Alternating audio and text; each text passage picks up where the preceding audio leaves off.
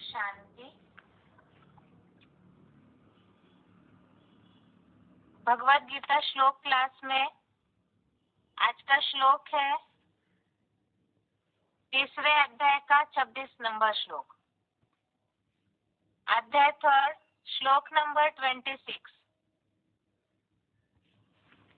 श्लोक है न बुद्धि भेदम जनयेत् अज्ञानां कर्म संगीनां जोषयेत् सर्वकर्माणि विद्वान् युक्तः समाचरन्।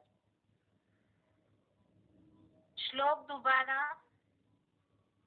न बुद्धि भेदम जनयेत् अज्ञानां कर्म संगीनां जोषयेत् सर्वकर्माणि विद्वान् युक्तः समाचरन्। श्लोक का संधि विच्छेद है न बुद्धि भेदम जनयेत् अज्ञानां कर्म संगीनां जोषयेत् सर्वकर्माणि विद्वान् युक्तः समाचरन्। संधि विच्छेद दोबारा। न बुद्धि भेदम जनयेत् अज्ञानां कर्म संगीनां जोषयेत् सर्वकर्माणि विद्वान् युक्तः समाचरन्। शब्दों का अर्थ है कर्म संगीनाम अर्थात कर्मों में आसक्त, अज्ञानाम अर्थात अज्ञानियों की, बुद्धि भेदम अर्थात बुद्धि में भेद, न जनयेत् अर्थात उत्पन्न न करे।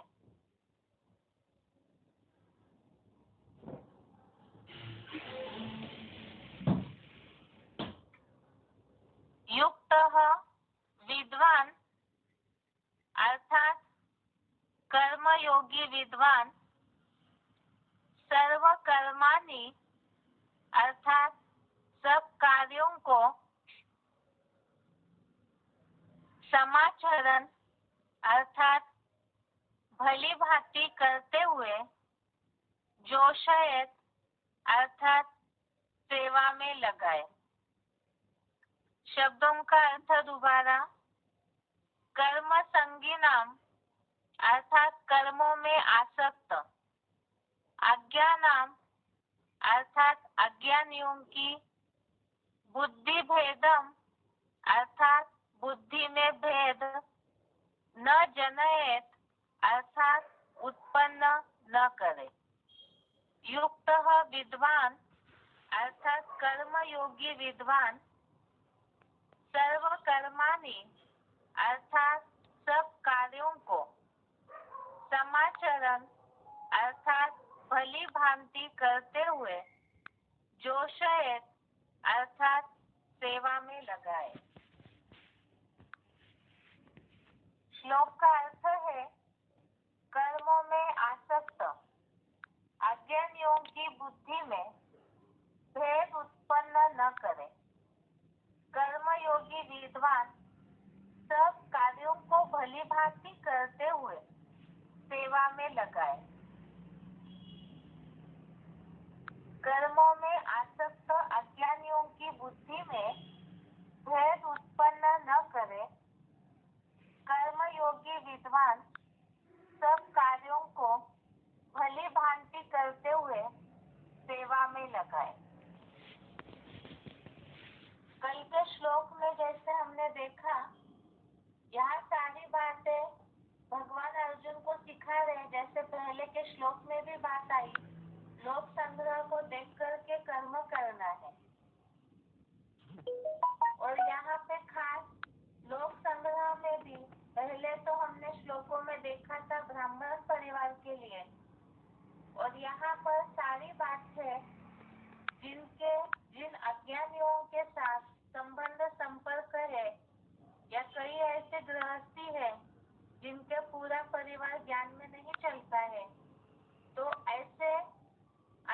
ज्ञानियों के संबंध संपर्क में आते हुए भी वो भी एक समाज है, लोगों का एक अलग संगठन है।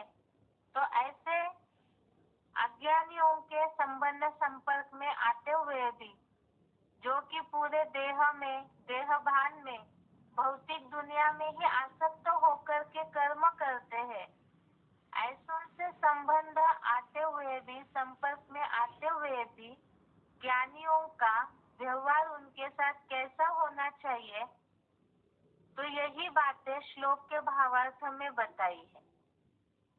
जैसे कल के श्लोक में बात आई थी, ज्ञानी अनासक्त हो, संसार संगठन की इच्छा से कर्म करे। तो ज्ञानियों का व्यवहार अज्ञानी दुनिया में रहते हुए भी, जैसे मुरलियों में शिव बाबा ने हम बच्चों को ये लक्ष्य दिया है, या तो शिव बाबा ने ये वायदा किया है, नर्क की दुनिया के बीच में तुम बच्चों को स्वर्ग की बादशाही देते हैं। इसी हिसाब से हमें भी इस नर्क की दुनिया में रहते हुए भी इस कलयुगी दुनिया से जब तक हम अपनी बुद्धि को डिटैच नहीं करेंगे, जिसे अनासक्त बोला है, न्यारा प्यारा बोला है, और केवल विश्व कल्याण की इच्छा, इसी भाव से हमारा कर्म हो ज्ञानियों का। अब ऐसे करते हुए अज्ञानियों के साथ जो व्यवहार है वो आज के श्लोक में बताया कि कर्मों में आसक्त अज्ञानियों की बुद्धि में भेद उत्पन्न न करे, अर्थात जो देह की दुनिया, भौतिक दुनिया में ही आसक्त है, तो ऐसे अज्ञानियों की बुद्धि में, जिनके बुद्धि में ज्ञान नहीं बैठता है, ऐसों की बुद्धि में भेद उत्पन्न न करे।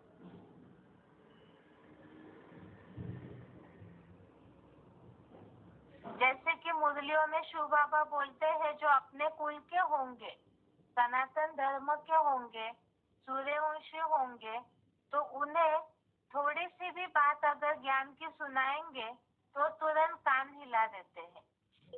लेकिन कई बार ऐसे होता है, जिन गृहस्थियों के घर में बहुत से लोग, पारिवारिक सदस्य ज्ञान में नहीं चल रहे हैं, तो ऐसे समय में ज्ञान में चलने वाले जो भी लोग हैं, वो कहीं ना कहीं उनकी भावना तो शुद्ध है, शुभ है कि परिवार के सभी ज्ञान में चले, उनका भी कल्याण हो। इस भावना से ही उन्हें ज्ञान सुनाने की कोशिश करते हैं, या तो जैसे बार बार उनको बोलते रहते हैं। मुरलियों में ये बात तो बोली है कि ज्ञान की बू करते रहना है, ये बात तो है ही, लेकिन यहाँ बात है उन्हें प्रेशराइज करने की, जैसे कि बार बार दबाव देना या तो पीछे पड़े रहना, इससे कि अज्ञानी जो है, जब तक उनकी बुद्धि में ये बात नहीं बैठ जा रही है कि इस दुनिया का विनाश होने वाला है, या तो भौतिक दुनिया, भौतिक साधन, ये सब अल्पकाल के हैं, नुकसानकारी है, मन बुद्धि के चंचलता को बढ़ाने वाले हैं, ये जब तक उनकी बुद्धि में स्वतः ही नहीं बैठता है, तब तक अगर उनको बार बार बोलते रहेंगे तो फिर उनकी मानसिक स्थिति उससे हिलेगी। इसीलिए आज के श्लोक में खास ये बात बताई, कर्मों में आसक्त अज्ञानियों की बुद्धि में भेद उत्पन्न न करे, और कर्मयोगी विद्वान सब कार्यों को भली भांति करते हुए सेवा में लगाए। अर्थात ऐसे माहौल में रहते हुए भी, सब कार्यों को भली भांति करते हुए भी, कर्मयोगी अर्थात ही ज्ञान में चलने वालों के लिए कर्म योगी बताया, कर्म करते हुए भी भगवान से बुद्धि योग जुड़ा हुआ रहे। ऐसे जो विद्वान अर्थात ही ज्ञानवान, ऐसे जो ज्ञानवान है, तो सब कार्यों को भली भांति करते हुए, यहाँ जिस गृहस्थी की हमने जिम्मेवारी ली है, जिस परिवार को हमने रचा है, जिस परिवार के साथ हमारा हिसाब किताब अंतिम जन्मों में जुड़ा हुआ है, ये तो मुरलियों में शिव बाबा बोलते हैं कि कलयुग में सारी दुनिया तमो प्रधान है, तो तमो प्रधान संबंधी है, तमो प्रधान वातावरण है, लेकिन इसका मतलब जैसे तीसरे अध्याय में हम पहले से ही सुनते आए देखते आए श्लोकों को, सन्यासी नहीं बनना है कि सब कुछ छोड़ छाड़ के घर गांठ अपना जो भी अनिवार्य कर्म है उन सबको छोड़ छाड़ करके तो नहीं बैठना है। जो जिम्मेवारी हमें अंतिम जन्म में हिसाब किताब अनुसार मिली है तो उसे भली भांति करते हुए सब कार्यों को, हमारी जो जिम्मेवारियां है उसे भली भांति करते हुए सेवा में लगाए। अर्थात ही बुद्धि में जैसे मुरलियों में शिव बाबा बोलते हैं, आवेशवाणियों में भी बाप दादा ने ये बात बोली है कि गृहस्थ व्यवहार में रहते हुए भी अपने को ट्रस्टी समझो।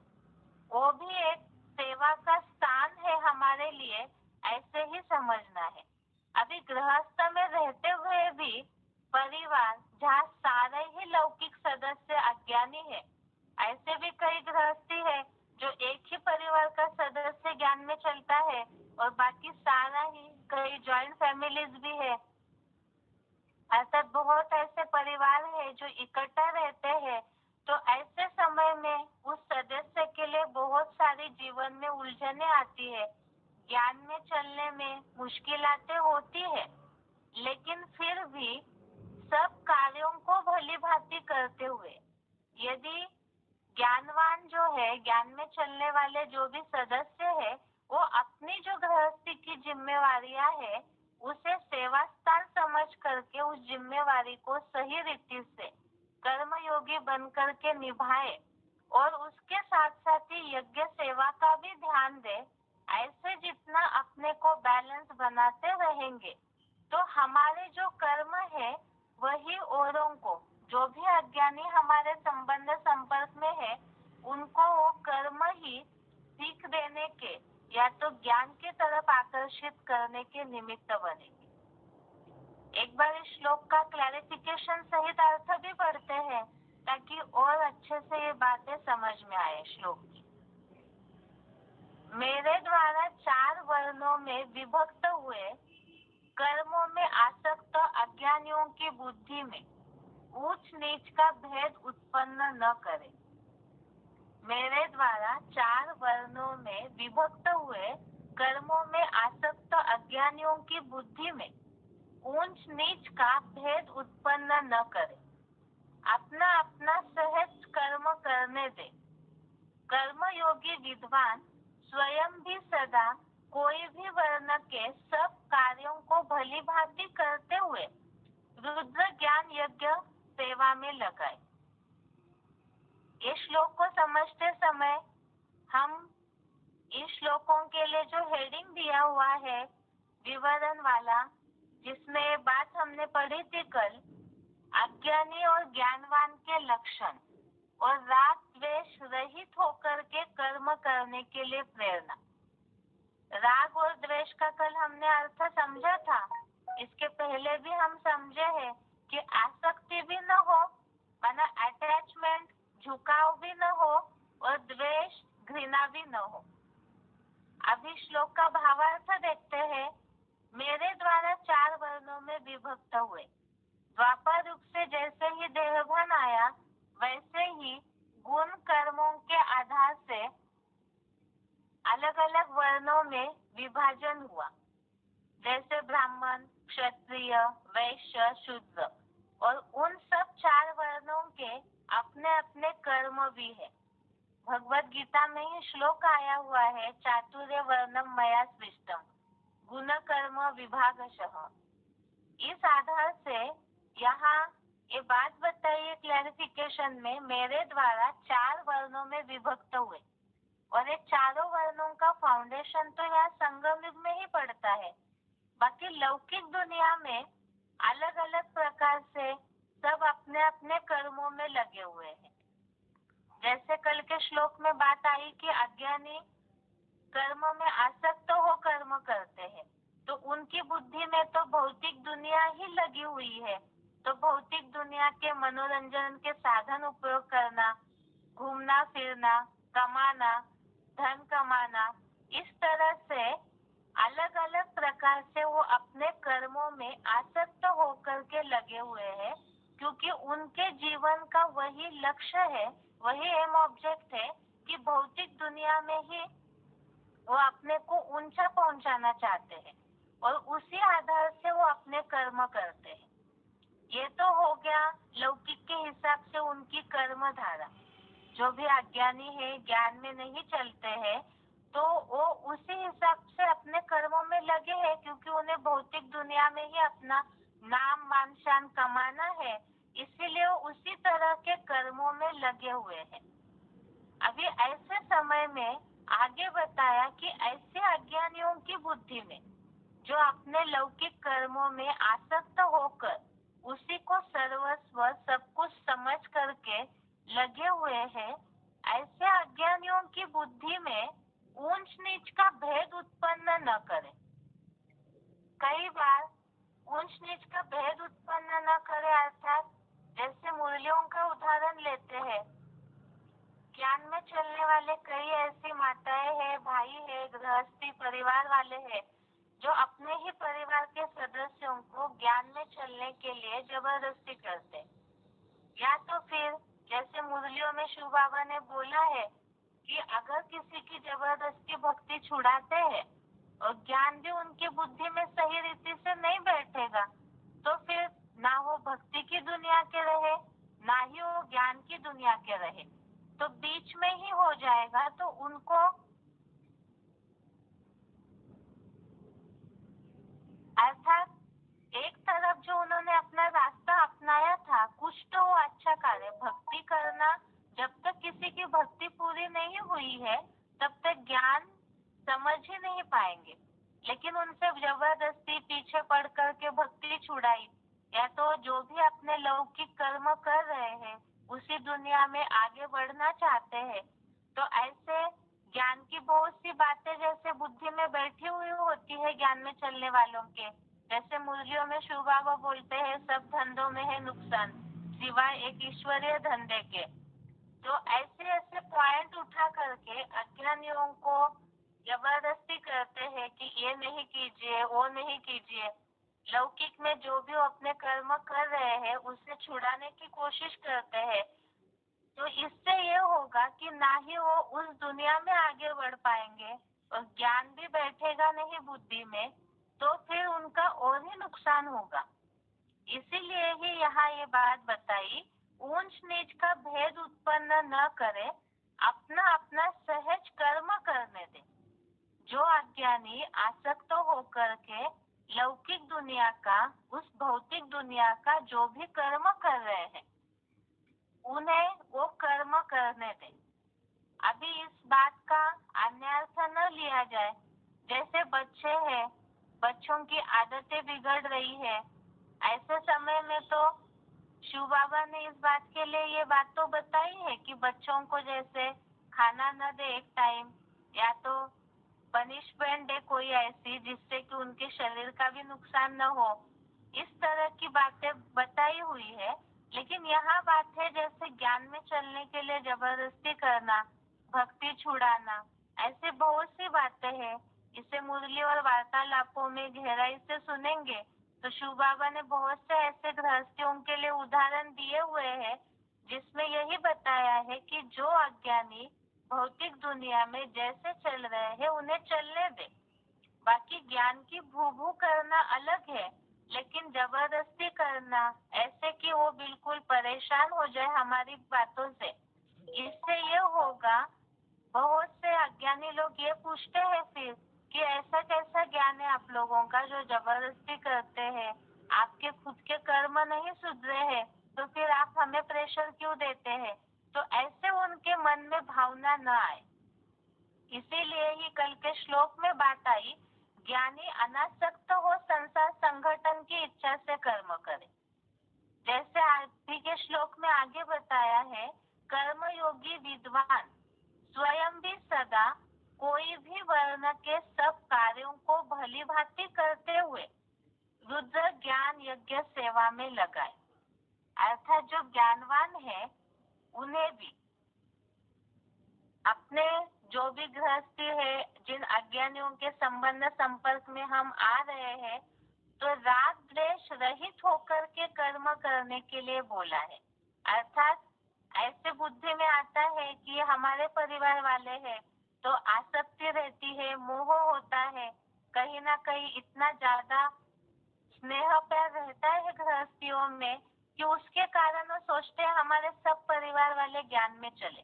ये तो शुभ भावना रखनी ही है, लेकिन नहीं चल रहे हैं तो उनके प्रति घृणा भाव करना, उनके साथ क्रोध से बात करना, उनके साथ ऐसा व्यवहार करना, इससे तो उनके ऊपर जो ज्ञान का असर होना चाहिए वो नहीं हो सकता। इसीलिए ही ज्ञानियों को अनासक्त होकर कि ये सब भगवान के ही बच्चे हैं, अपने समय पे वो ज्ञान में आएंगे, क्योंकि ये तो वरदान दिया हुआ है शिव बाबा ने मुरलियों में कि एक भी परिवार का सदस्य ज्ञान में चलता है तो उनका पूरा का पूरा परिवार ज्ञान में आएगा। इसीलिए ही ऐसे समझ करके जो हमने अपनी कोशिश की, उसके बाद उन्हें अपना सहज जो भी अज्ञानी परिवार के भांति है तो उनको अपना सहज कर्म करने दे। हमारा काम इतना ही है कि उन्हें राय देना ज्ञान युक्त रीति से, या तो जहाँ गलत कर्म हो रहे हैं उन्हें समझाना, और फिर साक्षी होकर के, जैसे बताया, अनासक्त होकर के, न्यारा प्यारा होकर के, कर्म योगी विद्वान स्वयं भी सदा कोई भी वर्ण के सब कार्यों को भली भांति करते हुए रुद्र ज्ञान यज्ञ सेवा में लगाए।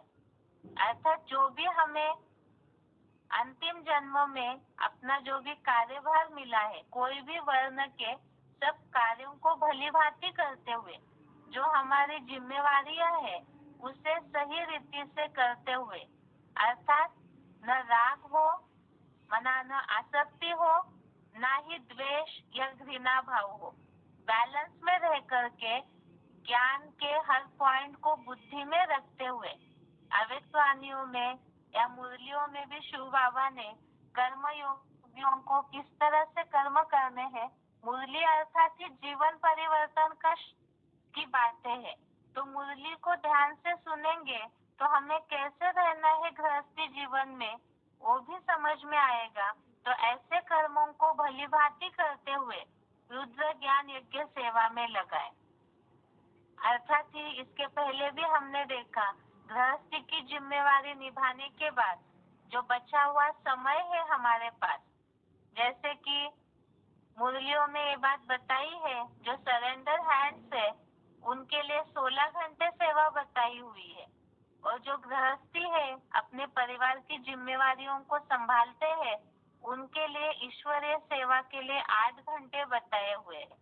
तो अपनी गृहस्थी की जो भी सब कार्य है उन जिम्मेवारियों को भली भांति करते हुए समय बचा करके जो भविष्य जन्मों की हमें प्राप्ति करनी है उस भाव से जरूर रुद्र ज्ञान यज्ञ की सेवा करें।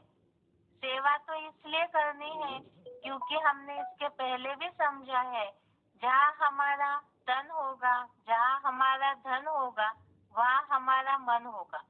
तो इस हिसाब से यज्ञ सेवा करते रहेंगे तो उससे जो मन की स्थिति होती है, याद की स्थिति होती है, वो परिवर्तन होती रहेगी, ज्ञान युक्त वाइब्रेशन बनेंगे, और साथ में हमारी जो चलन सुधरती जाएगी। ब्राह्मण परिवार के संबंध संपर्क में जितना रहेंगे उतना ही हमारे वाइब्रेशन में, हमारे बोल चाल में जितना ज्ञान युक्त चलन होगी उतना ही अज्ञानियों के ऊपर उसका असर होगा।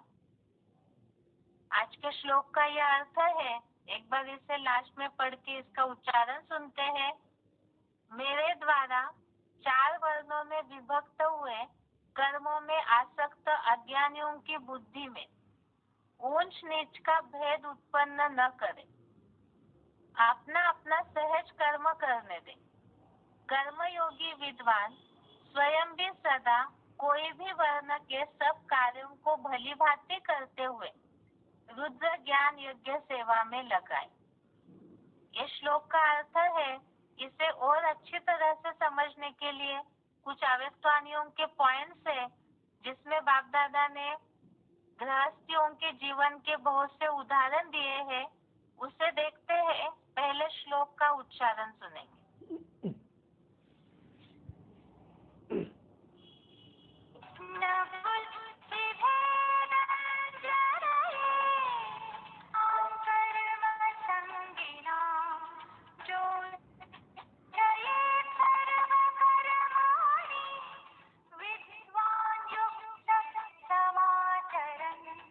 मेरे द्वारा 4 वर्णों में विभक्त हुए, कर्मों में आसक्त अज्ञानियों की बुद्धि में ऊंच नीच का भेद उत्पन्न न करे, अपना अपना सहज कर्म करने दे। कर्मयोगी विद्वान स्वयं भी सदा कोई भी वर्ण के सब कार्यों को भली भांति करते हुए रुद्र ज्ञान यज्ञ सेवा में लगा रहे।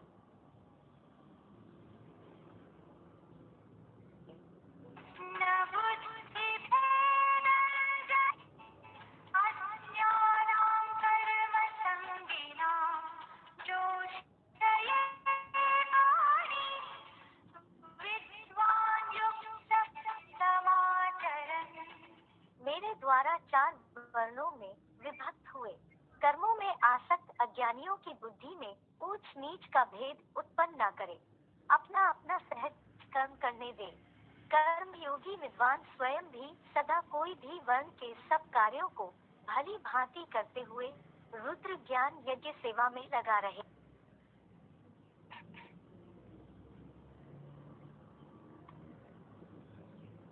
अव्यक्तवाणी के पॉइंट्स है। अव्यक्तवाणी तारीख 3 मार्च 90, अव्यक्तवाणी डेट 3 मार्च 90, पेज नंबर 2।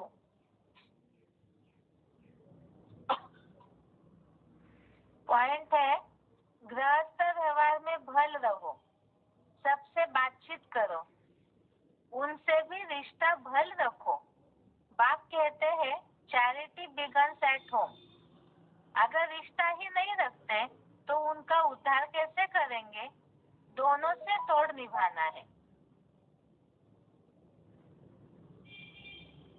पॉइंट दोबारा, गृहस्थ व्यवहार में भल रहो, सबसे बातचीत करो, उनसे भी रिश्ता भल रखो।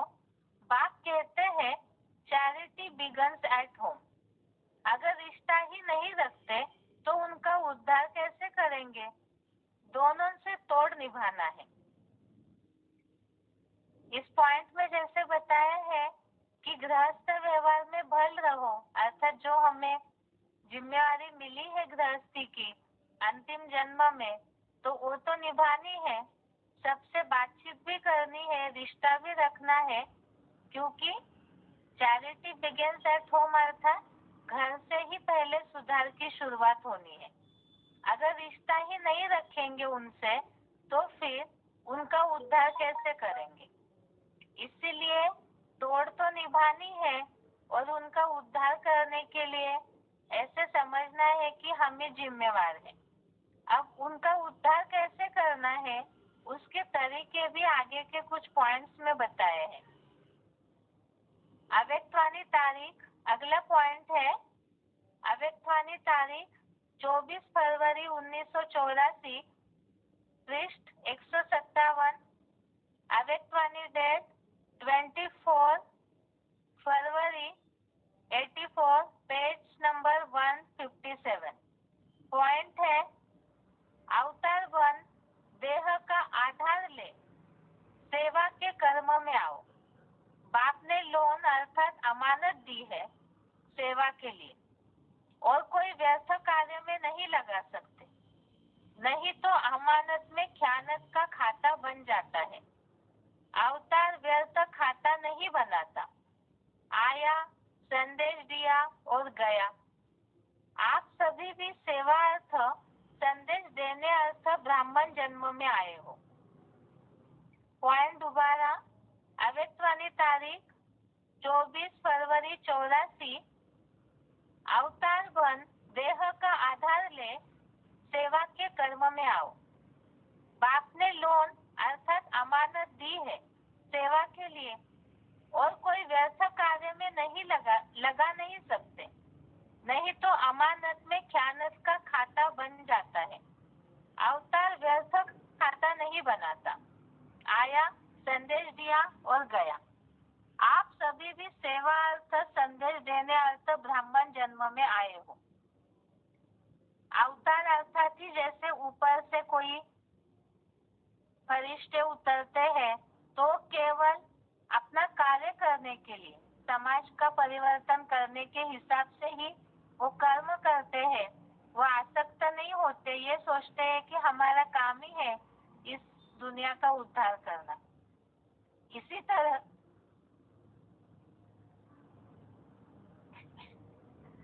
तरह से ब्राह्मणों के लिए भी ये बात बताई है, अवतार बन करके, अर्थात हम भी संदेश देने के लिए, भगवान का कार्य करने के लिए इस सृष्टि पर अवतरित हुए हैं। तो हमारा कार्य केवल भगवान का संदेश देना है, ऐसे समझ करके जिस गृहस्थी में भी हम रह रहे हैं वो सिर्फ हमारा एक अवतार है, ऐसे समझना है। और ये जो परिवार हमें मिला है संभालने के लिए, वो बाप ने दिया हुआ है संभालने के लिए। दृष्टि है हम, निमित्त है हम, केवल सेवा का स्थान है वो हमारा केवल, ऐसे समझना है। तो ऐसे अगर करेंगे तो कोई भी व्यर्थ कार्य में नहीं लगा सकते हैं।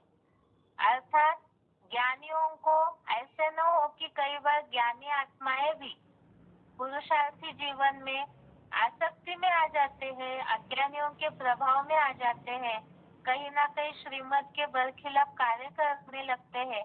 तो उसमें भी गृहस्थी में चलते हुए भी बैलेंस होना चाहिए, इतना युक्ति होनी चाहिए जो उनका मन भी खराब न हो और हमारी श्रीमत अनुसार चलन भी हम चलते रहे। तो इसमें जितना योग युक्त होंगे तो उतना ही हमारा गृहस्थी और ज्ञानी जीवन में बैलेंस बना रहेगा। इसीलिए बताया कि अवतार व्यर्थ खाता नहीं बनाता, आया, संदेश दिया और गया। तो अभी भी ब्राह्मण जन्म में संदेश देने अर्थ ही है, ऐसे समझना है। तो इसमें बैलेंस वाली स्थिति होनी चाहिए। तो बार बार अगर हम अपना ये स्मृति रूप जो अव्यक्तवाणियों में बोला है, जितना स्मृति स्वरूप होंगे उतना समर्थित स्वरूप भी बनेंगे। अर्थात जितना बुद्धि में ये बात सदैव लगी रहे कि हम ब्राह्मण हैं, केवल ईश्वरीय संदेश देने अर्थ इस परिवार में जन्म हुआ है, ऐसे समझ करके ही अगर चलते हैं तो बैलेंस वाली स्थिति रहेगी, उसमें समृद्धि आएगी, अर्थात अपने आप ही ताकत भी मिलती रहेगी। अगला पॉइंट है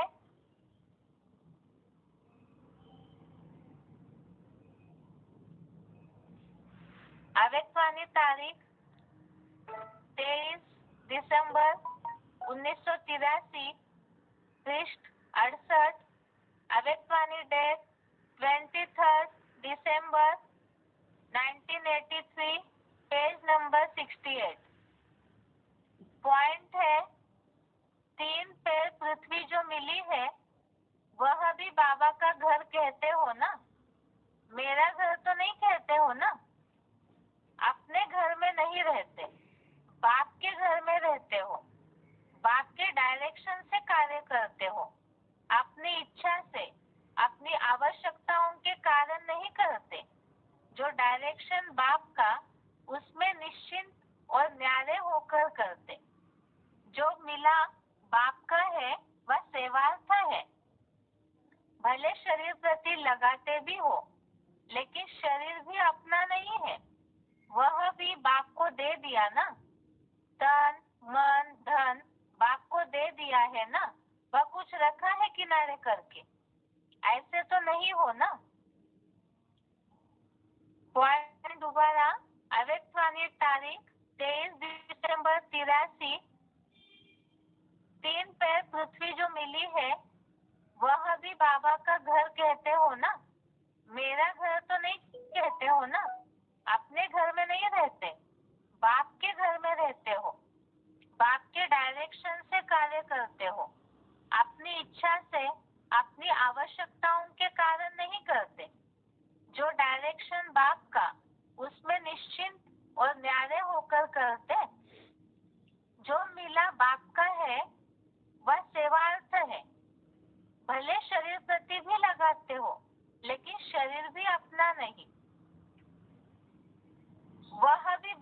दे दिया ना, तन मन धन बाप को दे दिया है ना, वह कुछ रखा है किनारा करके?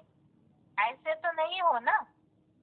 जैसे इसके पहले पॉइंट में भी बात आई थी अमानत में खयानत करने की, अर्थात गृहस्थी परिवार जो है, अभी के पॉइंट में भी ये बात बताई कि जो 3 पैर पृथ्वी मिली है, अर्थात जो घर गृहस्थी मिली हुई है, वो भी शिव बाबा ने दिया हुआ है, ऐसे समझ करके सेवा स्थान समझ करके रहना है।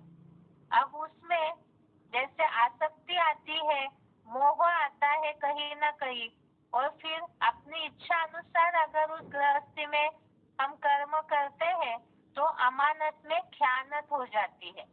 अर्थात किसी की प्रॉपर्टी को हम अपनी इच्छा अनुसार अगर यूज करते हैं तो खयानत करना हो गया। जैसे कि सहज भाषा में चोरी करना, किसी की चीज छुप के यूज करना। तो इसी तरह से जो गृहस्थी हमें मिली है वो सेवा स्थान है, शिव बाबा का ही घर है, तो बाप के डायरेक्शन से ही कार्य करते हो ना, अर्थात श्रीमत अनुसार ही जो हमें गृहस्थ व्यवहार में रहते हुए कैसे करना है, उन बातों का ध्यान जरूर हो। जो श्लोक में बात आई है, कर्मयोगी विद्वान सब कार्यों को भली भांति करते हुए भी यज्ञ सेवा में लगाए। शरीर प्रति भी लगाते हैं अगर कुछ, तो भी शरीर भी अपना नहीं है। जैसे कई बार मुरलियों में शिव बाबा बोलते हैं कि गृहस्थी में रहते हुए भी अपने को सरेंडर समझो, अर्थात हम जैसे शिव बाबा के लिए ही ये जीवन है हमारा, तो ऐसे समझते हुए चलेंगे तो जो भी शिव बाबा ने सुबह से शाम तक खान पान रहन सहन के लिए श्रीमत दिया हुआ है, तो ये चेक करना है गृहस्थी में रहते हुए कि क्या हम मुरलियों के डायरेक्शन अनुसार ही वैसे ही अपना जीवन यापन कर रहे हैं। जिसके लिए बोला है कि तन मन धन सब कुछ बाप को दिया, तो गृहस्थी में रहते हुए ऐसे समझ करके कि हम भी शिव बाबा के लिए ही समर्पित है, ऐसे समझ करके चलते हैं तो बैलेंस वाली स्थिति है। आगे के पॉइंट में यही बात बताई है।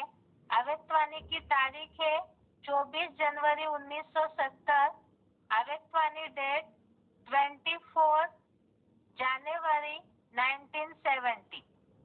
पॉइंट है श्रीमत पर चलना, अर्थात हर कर्म में अलौकिकता लाना।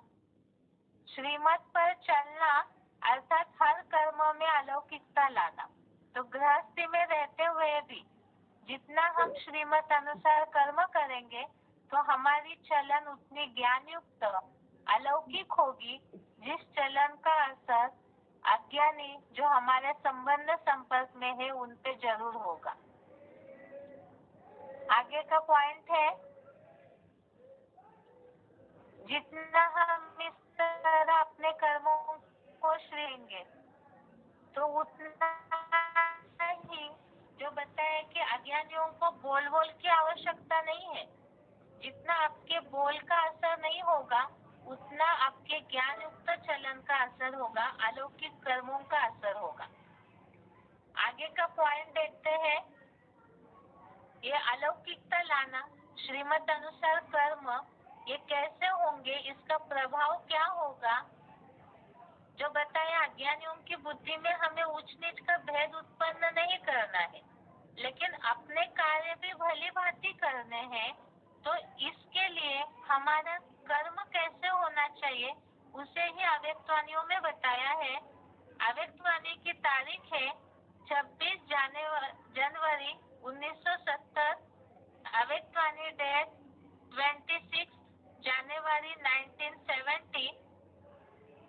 अपने चलन में अलौकिकता लाओ, तो चलन की आकर्षण लौकिक संबंधियों आदि को भी स्वयं खींचेगी।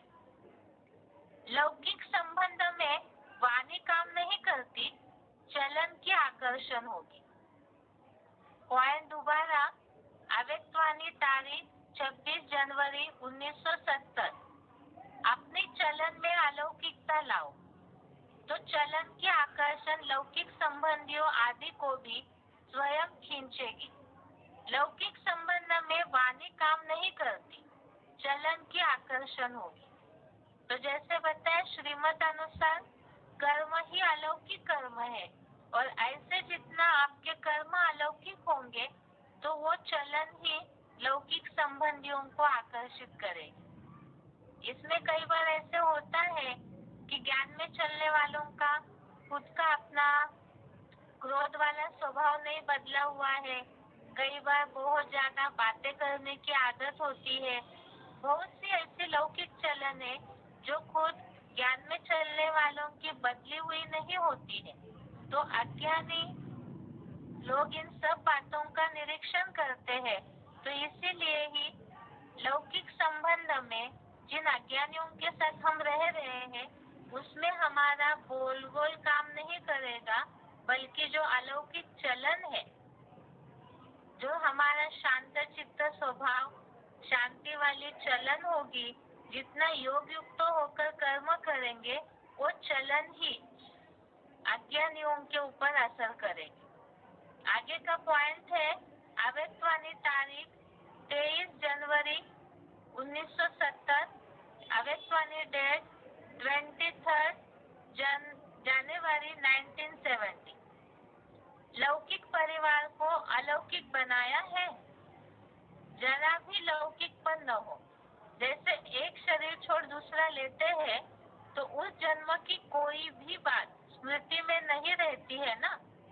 यह भी मरजीवा बने हो ना, तो पिछले जीवन की स्मृति और दृष्टि ऐसे ही खत्म हो जानी चाहिए। लौकिक में अलौकिकता भरने से ही अलौकिक सर्विस होती है।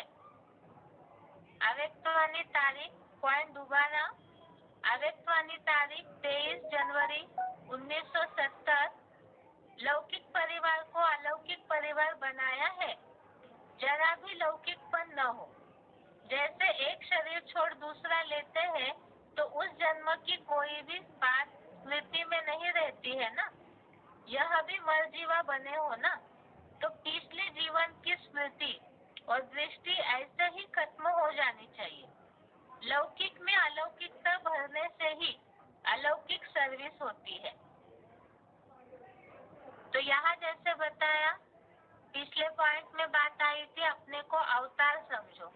ऐसे ही यहाँ बात आई है कि ज्ञान में जैसे ही आए वैसे हमारा वो पुराना जन्म खत्म हो गया। तो गृहस्थी में जब भी जाते हैं सेंटर से, तो ये समझना है कि ये हमारा दूसरे जन्म का घर है और ये हमारे लिए सेवा स्थान है। तो ऐसे अगर समझते हैं, लौकिकपन की उसमें बिल्कुल स्मृति न रहे, केवल सेवा स्थान समझ करके सब कार्यों को भली भांति करते हुए, तो वो भी एक सेवा का अच्छा चांस है। ऐसे समझ करके उनके साथ का हमारा व्यवहार अच्छा होना चाहिए। अर्थात जैसे घृणा भाव न हो, ऐसे अच्छा व्यवहार हो, तो यह अलौकिक सर्विस उसमें ही समाई हुई है।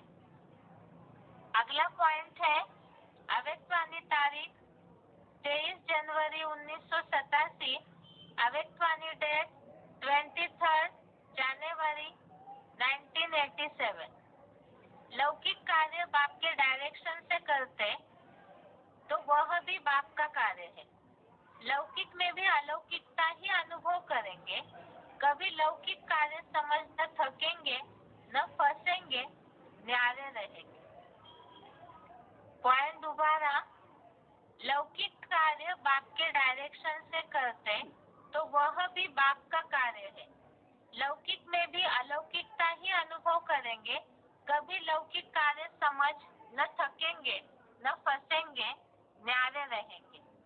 इसमें बात आई, एक तो अनासक्त हो कर्म करेंगे, देहभान नहीं होगा, आत्मिक स्थिति की अच्छी प्रैक्टिस होगी तो थकावट नहीं होगी, और अपने को अवतार समझ करके श्रीमत अनुसार कर्म करेंगे तो गृहस्थी व्यवहार में अज्ञानियों में फंसेंगे नहीं और अनासक्त भी रहेंगे, अर्थात न्यारे रहेंगे।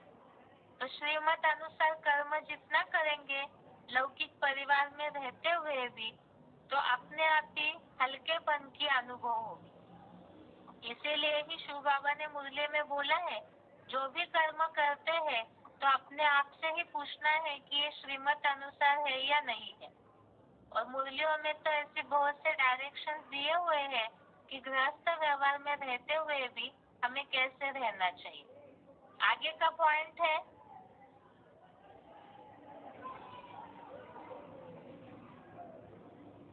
जैसे बहुत बार ऐसे होता है, कई बार माताओं को ये ज्यादा आती है भावनाएं कि हमारा परिवार है, हमारे संबंधी ज्ञान में चले। बहुत से वार्तालाप है जिसमें माताएं यही प्रश्न पूछे है शिव बाबा से। तो इसके लिए ही अभी तक के पॉइंट में हमने देखा कि गृहस्थी हमारे लिए सेवा स्थान है, ऐसे समझ करके हमें कर्म करना है। तो ये हमारी गृहस्थी है, ये हमारे रिश्तेदार है, ये जो मैं और मेरापन लगा रहता है ज्ञान में आने के बाद भी, तो इस स्मृति को अभी चेंज करना होगा। जब ये चेंज हो जाएगा तो गृहस्थी ही हमारे लिए सेवा स्थान बनेगी। और इससे ये होगा कि हम डिटैच रहेंगे। जैसे अज्ञानियों की बुद्धि में ऊंच नीच का भेद उत्पन्न करने की बात आती है, तो बार बार जो लौकिक संबंधियों को प्रेशर देना, उनके कर्मों में बार बार टोकना, ये जो बात आती है, तो इसके लिए हमें अपने स्मृति को चेंज करना होगा, तभी हम डिटैच रह सकते हैं। इसके लिए पॉइंट है, अवैतवाणी की तारीख 22 जुलाई 1972, पृष्ठ 160, अवैतवाणी डेट 22 जुलाई 1972। नष्ट मोह बनने के लिए अपने स्मृति स्वरूप को चेंज करना पड़ेगा। मोह तब जाता है जब यह स्मृति रहती है कि हम गृहस्थी है, हमारा घर, हमारा संबंध है, तब मोह जाता है। बेहद को भूल और हक की जिम्मेवारी को निभाने के लिए जितना ही समय और संकल्प लगाती हो, इतना ही निभाने के बजाय बिगाड़ते जाते हो। भल समझते हो कि हम फर्ज निभा रहे हैं, वह कर्तव्य को संभाल रहे हैं, वह निभाना, वह संभालना नहीं है। और ही अपने हक की स्मृति में रहने के कारण उन निमित्त बनी हुई आत्माओं के भी भाग्य बनाने के बजाय बिगाड़ने के निमित्त बनती हो, जो फिर वह आत्माएं भी आपके अलौकिक चलन को न देखते हुए अलौकिक बाप के साथ संबंध जोड़ने से वंचित रह जाते हैं। इस पॉइंट में एक खास बात बताई है, जैसे हमारा घर, हमारा संबंध, मना मुरलियों में भी जैसे बाबा बोलते हैं, मेरा पति है, मेरा बच्चा है, इस तरह की जो संबंधों के प्रति भावना आती है, तो देह भान आया, तो देह भान की देह से जुड़ी हुई गृहस्थी याद आई, और उसके साथ देह से जुड़े हुए संबंधी याद आए, तो लौकिकता आ गई। और डायरेक्शन तो शिव बाबा ने दिया है, अलौकिकता हो, अर्थात तो केवल हमारे लिए एक सेवा स्थान है, ये जन्म ही हमारा बदल गया, ये भावना बुद्धि में होनी चाहिए। क्योंकि मोह तब जाता है जब मेरा मेरापन लगा रहता है। और बेहद की गृहस्थी अर्थात सेवा स्थान समझने के बजाय हद में आते हैं, लौकिक में, देह भान में आते हैं। तो इसी के कारण जो सुधरना चाहिए वो सुधरने के बजाय बिगड़ने लग जाता है। जैसे पॉइंट में बात आई, ऐसे भल समझते हो हम फर्ज निभा रहे हैं, वह कर्तव्य को संभाल रहे हैं, लेकिन वह निभाना, वह संभालना नहीं है। हद की स्मृति के कारण उन निमित्त बनी हुई आत्माओं का भाग्य बनाने के बजाय बिगाड़ने के निमित्त बनती हो। अर्थात यहाँ जैसे कई बार ज्ञान में चलने वाले गृहस्थियों के मन में ये बात आती है, हमें तो अपने परिवार का उद्धार करना है, हमें अपने जो लौकिक संबंधी मिले हैं उनका उद्धार करना है, इसलिए उनको बार बार पीछे पड़े रहते हैं, बार बार उनके कार्यों के लिए टोकना। बहुत सारी ऐसी बातें हैं जो श्रीमत क्या है उन्हें पता नहीं वो सब बातें उन्हें प्रेशराइज करके बोलते रहना, तो इससे हम तो ये समझ रहे ज्ञान में चलने वाले कि ये हमारा फर्ज है, हमारा कर्तव्य है उन्हें ज्ञान में चलाना, नहीं तो हमारे ऊपर मना हमें ही दोषी ठहराएंगे। ये सब बातें तो ठीक है, लेकिन जैसे श्लोक में भी बात आई कि अज्ञानियों की बुद्धि में ऊंच नीच का भेद उत्पन्न न करे, उन्हें अपना सहज सहज कर्म करने दे। और अव्यक्तवादियों में भी बात आई, भल समझते हो कि हम अपना फर्ज निभा रहे हैं, कर्तव्य संभाल रहे हैं, लेकिन वो निभाना व संभालना नहीं, उनका भाग्य बनाने के बजाय और ही बिगाड़ने के निमित्त बनते हो। आगे बताया है कि वह आत्माएं आपकी अलौकिक चलन को न देखते हुए अलौकिक बाप के साथ संबंध जोड़ने से वंचित रह जाते हैं। तो कई ऐसे देखा जाता है परिवारों में कि ज्ञान में चलने वाले इतने ज्यादा अपने गृहस्थियों के लौकिक परिवार वालों को बोलते रहते हैं कि उसके कारण वो इरिटेट होकर या परेशान होकर के जो थोड़ा बहुत ज्ञान सुनने की इच्छा भी होगी उनकी, तो वो भी हट जाती है। वो सोचते हैं कि ज्ञान में चलते हुए इनके कर्म ऐसे, इनकी चलन ऐसी है, तो हम कैसे चलेंगे। इसीलिए पॉइंट में भी ये बात बताई कि आपके अलौकिक चलन को न देखते हुए वो अलौकिक बाप के संबंध जोड़ने से, बाप के साथ संबंध जोड़ने से वंचित रह जाते हैं। तो इसीलिए ही अपने स्मृति स्वरूप को चेंज करना होगा। इतना नष्टमोह होकर के गृहस्थी हमारा सेवा स्थान है, ऐसे समझ बैलेंस वाली स्थिति में चलते रहेंगे, तब ही उनके ऊपर आपकी अलौकिक चलन का असर होगा। आगे का पॉइंट है,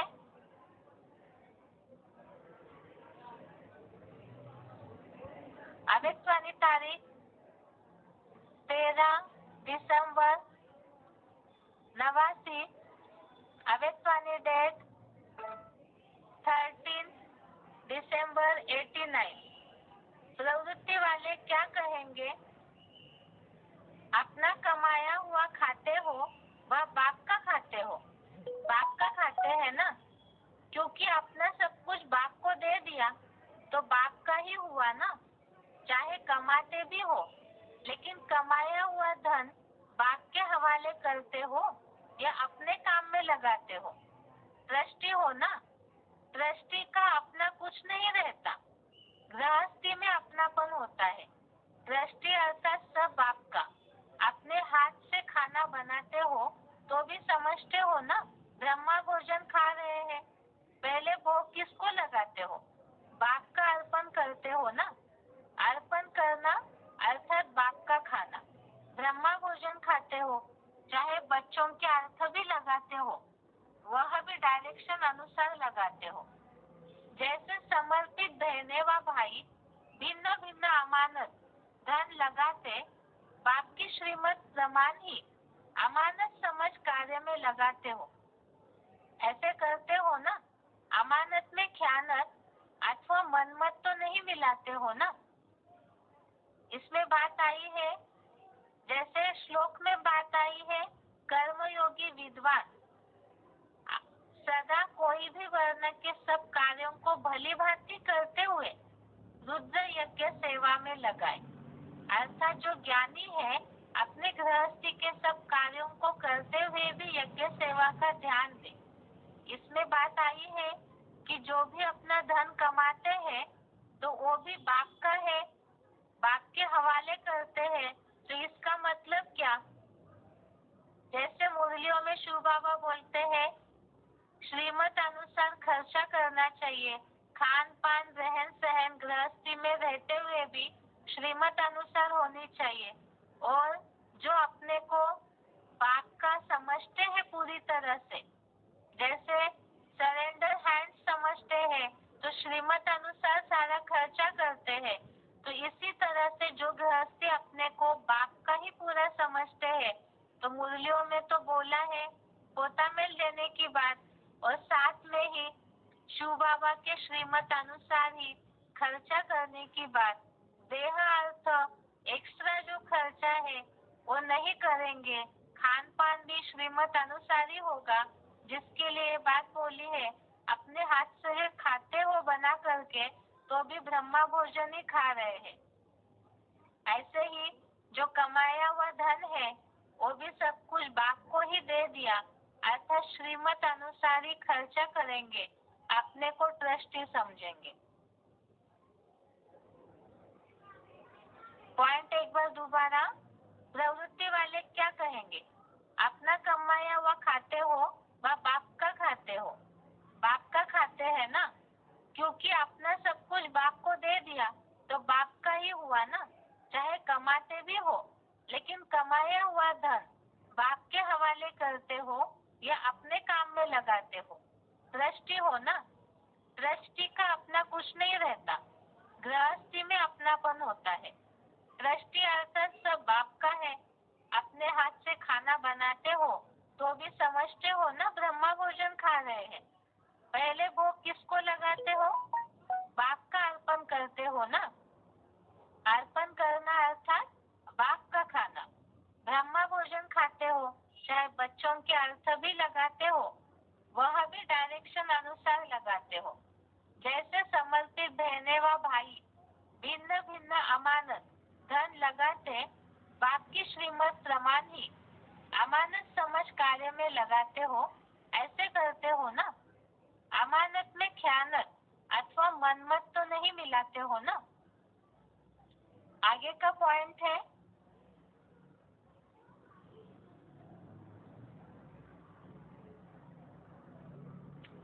इस पॉइंट में बात आई है रहन सहन की, अर्थात पहनावे की। इसमें कैसे युक्त होना चाहिए गृहस्थियों को, ये बात बताई है।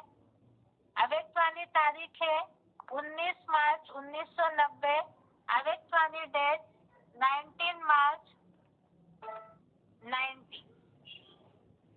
कभी कभी सफेद कपड़ों के बजाय रंगीन कपड़े याद आते हैं, क्योंकि सफेद कपड़े आदि मैले हो जाते हैं।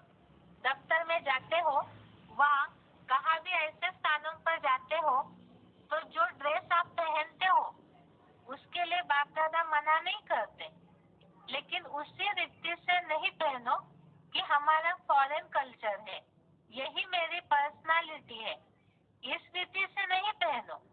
सेवा भाव से भले पहनो, पर्सनालिटी के लक्ष्य से नहीं। ब्राह्मण जीवन का लक्ष्य हो, सेवा अर्थ आवश्यकता अर्थ पहनते हो तो कोई मना नहीं, लेकिन वह भी निमित्त बनी हुई आत्माओं से वेरीफाई कराओ। ऐसे नहीं कि बाप दादा ने छुट्टी दे दी फिर आप मना क्यों करते। पॉइंट दोबारा, अव्यक्तवाणी तारीख 19 मार्च 90। कभी कभी सफेद कपड़ों के बजाय रंगीन कपड़े याद आते हैं, क्योंकि सफेद कपड़े आदि मैले हो जाते हैं। दफ्तर में जाते हो, वहाँ कहाँ भी ऐसे स्थानों पर जाते हो तो जो ड्रेस आप पहनते हो उसके लिए बाप दादा मना नहीं करते, लेकिन उसी रीति से नहीं पहनो कि हमारा फॉरेन कल्चर है, यही मेरी पर्सनालिटी है, इस रीति से नहीं पहनो। सेवा भाव से भल पहनो, पर्सनालिटी के लक्ष्य से नहीं। ब्राह्मण जीवन का लक्ष्य हो, सेवा अर्थ आवश्यकता अर्थ पहनते हो तो कोई मना नहीं, लेकिन वह भी निमित्त बनी हुई आत्माओं से वेरीफाई कराओ। ऐसे नहीं कि बाप दादा ने छुट्टी दे दी फिर आप मना क्यों करते। यहाँ जो बात आई है कि अपने सब कार्यों को भली भांति करते हुए यज्ञ सेवा में लगाए, तो हमारा जो पहनावा है, खान पान है, इसमें भी ध्यान हो कि हम लौकिक कर्म करते हुए भी, चाहे पहनावा, रहन सहन, जो भी कार्य का स्थान है, हर समय हम अपना सेवा भाव रखें कि हर जगह हम जहाँ भी पहुँचते हैं, जैसे भी हमारे लौकिक संबंधित कर्म भी हो, लेकिन हर जगह हम सेवा का स्थान, सेवा भाव ही बुद्धि में रखें, तो उसी के कारण जो हमारी अलौकिक चलन निर्माण होगी उसका प्रभाव होगा। आगे का पॉइंट है,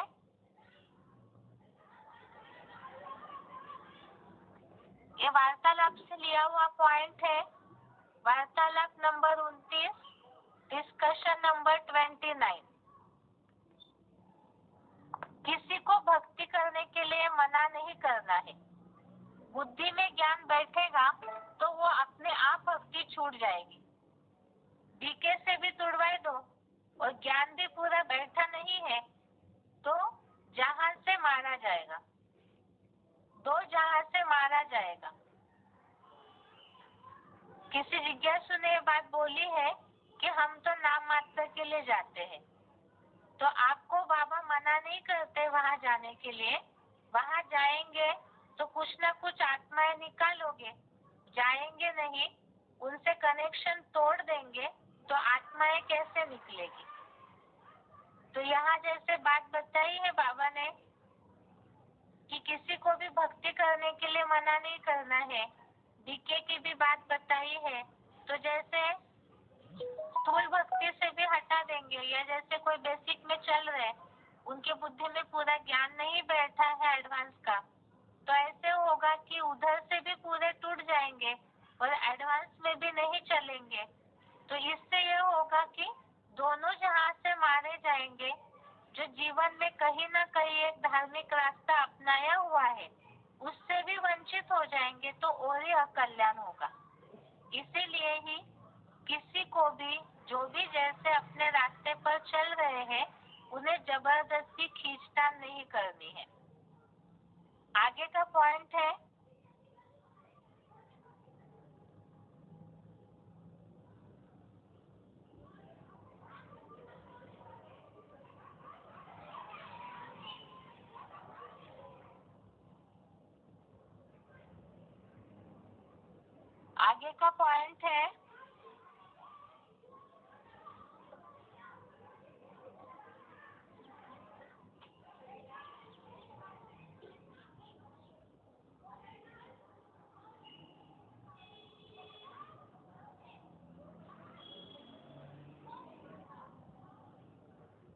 वार्तालाप नंबर 819, डिस्कशन नंबर 819। बाबा कहते हैं भक्ति करने के लिए कोई को मना मत करो। क्यों नहीं मना करो? इसलिए मना मत करो जिनके भक्ति के संस्कार रह गए हैं, तो भक्ति के संस्कार ज्ञान मार्ग में परिपक्व नहीं होने देंगे। इसलिए जो भक्ति करते हैं उनको भक्ति करने दो। जब ज्ञान में परिपक्व हो जाएंगे तो भक्ति अपने आप छूट जाएगी। तो बाबा मना नहीं करते। खूब टिकुला लगाओ, चूड़िया पहनो। पॉइंट दोबारा, डिस्कशन नंबर 819। बाबा कहते हैं भक्ति करने के लिए कोई को मना मत करो। क्यों नहीं मना करो? इसलिए मना मत करो जिनके भक्ति के संस्कार रह गए हैं, तो भक्ति मार्ग के संस्कार ज्ञान मार्ग में परिपक्व नहीं होने देंगे। इसलिए जो भक्ति करते हैं उनको भक्ति करने दो। जब ज्ञान में परिपक्व हो जाएंगे तो भक्ति अपने आप छूट जाएगी। तो बाबा मना नहीं करते। खूब टिकुला लगाओ, चूड़िया पहनो। तो यहाँ जैसे बात आई है, अज्ञानियों के बुद्धि में ऊंच नीच का भेद उत्पन्न न करे। अर्थात जिनकी भक्ति पूरी नहीं हुई है तो उनके बुद्धि में ज्ञान बैठेगा भी नहीं। अगर कोई ज्ञान एक बार सुना, कोर्स भी सुन लिया 7 दिन का, उसके बावजूद भी निश्चय बुद्धि नहीं हो रहे हैं, तो उसके लिए तो हमें शिव बाबा ने बताया है, या तो अपने कुल के नहीं है, या तो फिर उनकी भक्ति पूरी नहीं हुई है। तो इसीलिए उन्हें उनका अपना सहज कर्म करने दे, उन्हें वहां से हिलाए नहीं। जब उनके वो कर्म पूरे हो जाएगा, उनका हिस्सा पूरा हो जाएगा वहां पर, तो अपने आप ही ज्ञान बुद्धि में बैठेगा। इसीलिए बोला कि बाबा मना नहीं करते हैं। इस तरह से ये आज के श्लोक का अर्थ हो गया।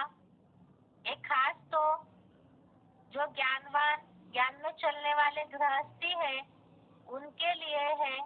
कई बार गृहस्थ व्यवहार में रहते हुए कईयों के मन में ये बात आती है कि दुनिया में रहना बहुत मुश्किल है, इतना सारा संघर्ष करना पड़ता है हमें लौकिक में, तो ऐसे समय में बैलेंस वाली स्थिति कैसे होनी चाहिए, कब न्यारा होना है और कब प्यारा बनना है, कब कहाँ क्या निर्णय लेना है, वो सारी बातें ही कल के और आज के श्लोक में बताई है कि एक तो अनासक्त होकर के कर्म करना है और दूसरा जो हमें गृहस्थी की जिम्मेवारी मिली है और सब कार्यों को बखूबी निभाते हुए भली भांति करते हुए यज्ञ सेवा का ध्यान दे और साथ में जहाँ पर अंतिम जन्म में गृहस्थ व्यवहार वालों से हिसाब बना है जिन भी संबंधी संपर्कियों से, तो उन्हें संदेश जरूर देना है, लेकिन उनके मन में ऊंच नीच का भेद उत्पन्न करके जो कर्म कर रहे हैं उसमें उनको हिलाए न, विचलित न करे, क्योंकि जैसे बताया ना वो उस दुनिया के रहेंगे ना इस दुनिया के, इसीलिए ही उन्हें उनका कर्म करने दें। यह आज के श्लोक का अर्थ हो गया। आज के लिए यहाँ तक कि ओम शांति।